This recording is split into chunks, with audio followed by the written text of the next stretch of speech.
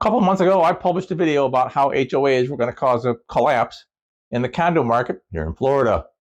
I want to follow up that with an update on some new laws here in Florida that are going to change how and what HOAs can do to you. And it's almost impossible to find a neighborhood in Florida that doesn't have one. They're pretty much common all around the country. I want to talk to you about what changes are going on in Florida. Let's get started.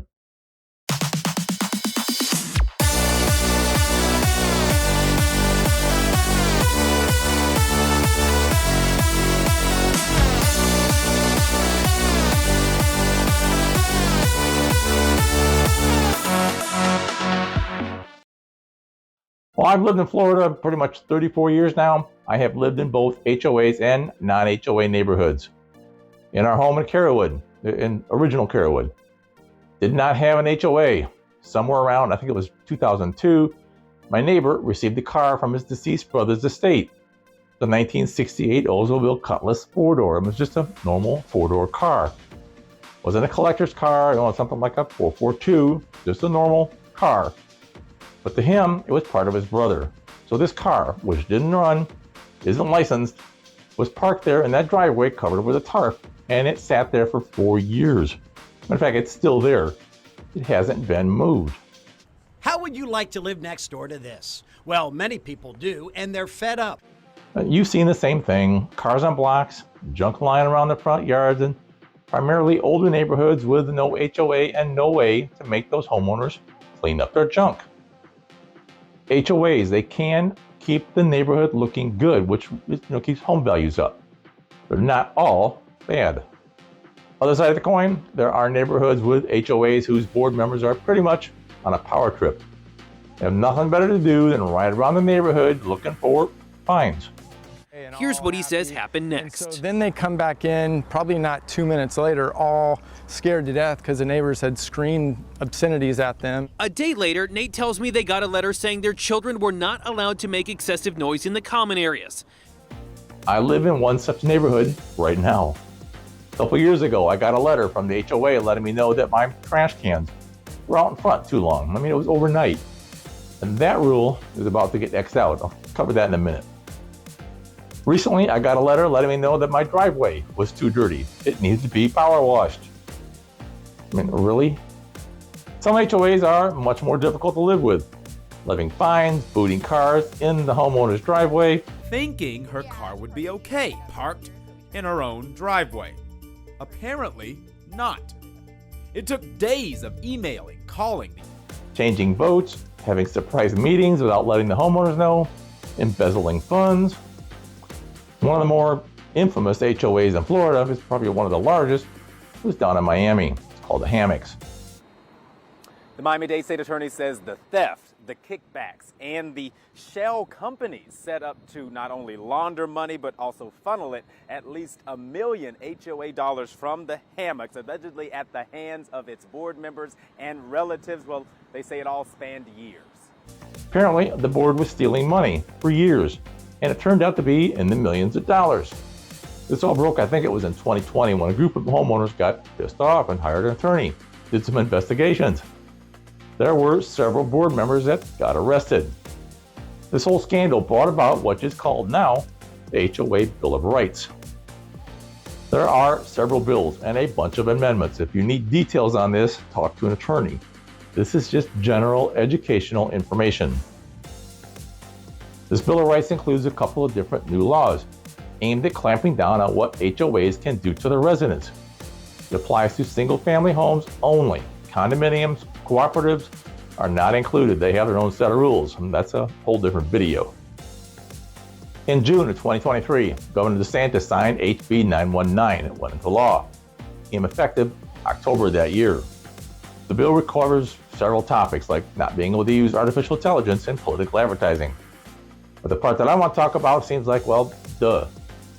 HB 919 requires that the board specify all meeting agenda items and send notices out to the homeowners. They have to keep the property owner's mailing address on file, even if that is not the property owner's address. Think about rental properties. The property owner can elect to have meeting notices sent by email. Property owners can attend meetings by phone or something like Zoom. Again, think rental properties. Board members can't commingle funds given by homeowners, and they have to give the homeowners an accounting within 7 days of any request by the homeowner. I mean, really, here's another one, just you kind of go, duh. Kickbacks from vendors in the form of money or property no longer allowed. A board member that does that can be held criminally liable. Let's talk about House Bill 1203. The signed into law by Governor Desantis in May of this year, 2024, became effective July 1. Like most House bills, 1203 covers a lot of issues. HOAs just happen to be part of that.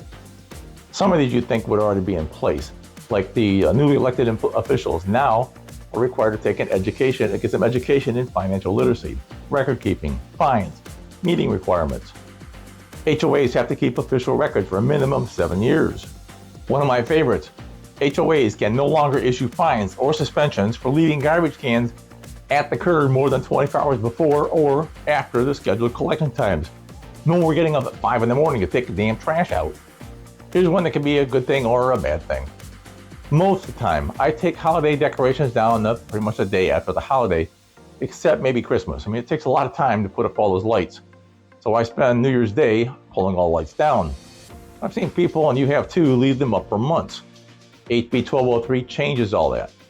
HOAs are no longer allowed to issue fines for holiday decorations up more than 1 week after giving written notice. There are some HOAs, quite a few HOAs, that want to regulate what you do in your backyard. Sometimes I can see that way. You shouldn't be able to store explosives in your backyard. Some communities don't allow you to store your 32-foot RV in the backyard. Okay, I get that. The first one is probably illegal, definitely dangerous. But storing your RV or boat, trailer, whatever, assuming you can get it in the backyard, is just, it's ugly. I wouldn't want to be sitting in my pool, the view of my neighbor's 32-foot RV in the side yard. Not with the size lots we have in most communities now. So yeah, I get that. But putting a shed in a backyard to house my lawnmower or my wheelbarrow or whatever should not bring on some fines. What I have behind my fence in my backyard that's not visible from the street should not be a concern of the members of the HOA.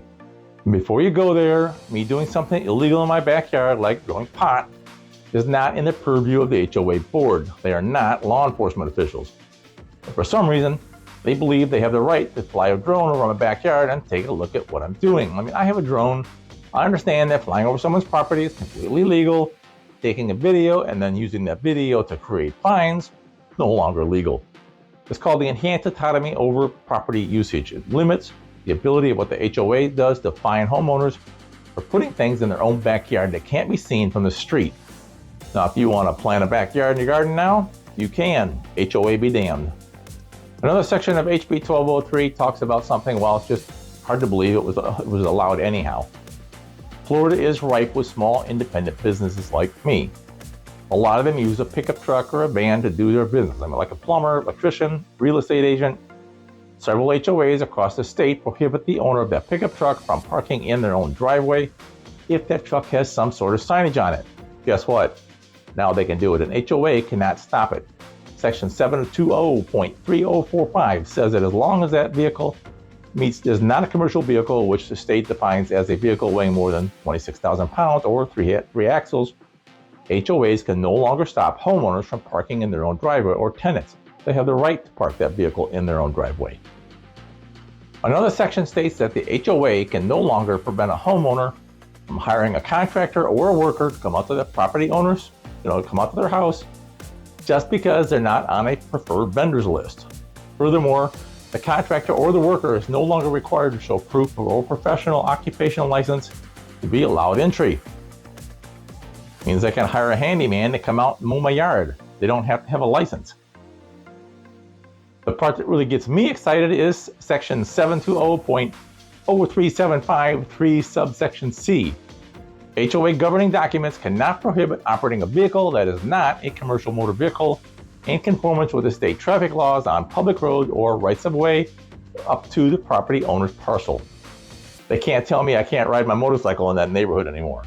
My question is, neighborhoods like Cheval, those streets are privately owned. They might still have an argument against motorcycles. Another new law, House Bill 979, is going to stir some emotions. It involves golf carts in neighborhoods. My neighborhood has a golf course. I live on it. I live in the third hole. I like it a lot. Occasionally I'm out there and I'll see a teenager driving a golf cart down the cart path after hours. I mean, it's no big deal until the little twerp takes the cart across the green and makes two little nice tire paths across the middle of the green. You know, where the hell are the parents?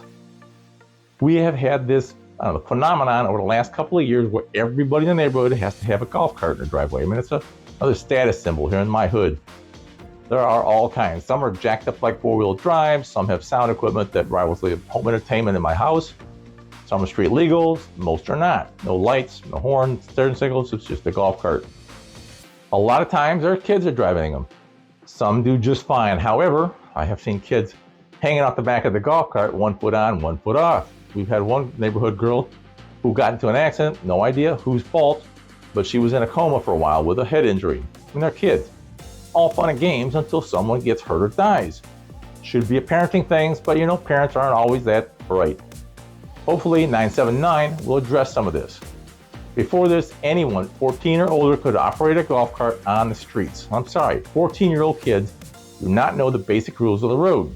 The concept of driving is some stupid video game. Real life is just not the same.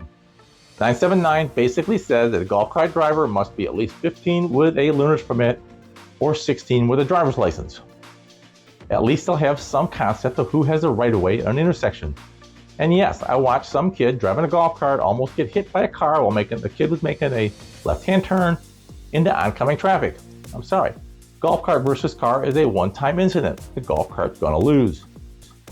I'm not saying that all HOAs are bad. They do serve a purpose if they're run with some sort of common sense. Therein lies the problem. Some people genuinely hate them, and I'm sure I'm gonna get plenty of comments from those that do. I don't blame you. One bad experience is pretty much all it takes. If you have comments, jot them down. I'd love to read them. If you haven't done it, please hit that subscribe button. If you found anything good in the video, hit that like button too. Helps me get this out to the rest of the world. Thanks for watching. Have a great day.